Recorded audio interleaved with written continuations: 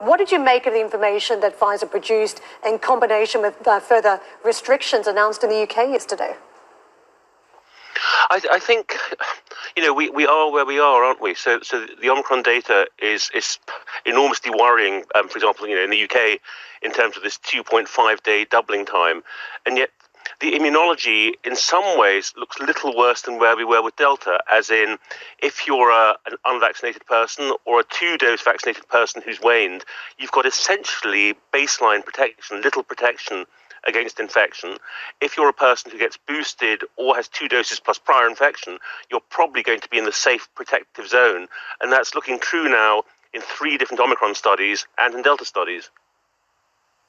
So if we weigh up where we're at then, even in the UK, I mean, a lot of AstraZeneca vaccines were administered, and the third round is some form of a Pfizer or something else, Moderna. So what does that mean in terms of the timeline here? Because we've not rolled out those third doses.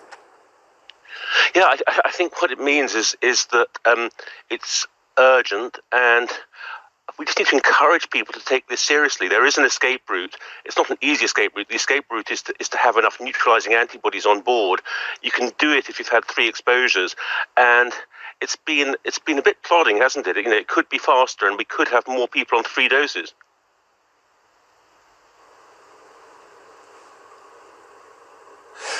Danny, let me jump in at this point. I'm very interested in the detection of Omicron. I keep hearing anecdotal cases of people who are taking PCR tests and get positives but get no lateral flow positive, or the other way round. And I'm wondering, are the tests, the diagnostic kits that we're currently using, good at recognizing this new variant?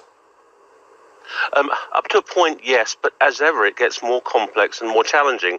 So the simple answers are that on the whole, the lateral flow test holds up, and the PCR tests have become complicated, haven't they? Because on the one hand, one of the diagnostic features of Omicron was the dropout of this S band.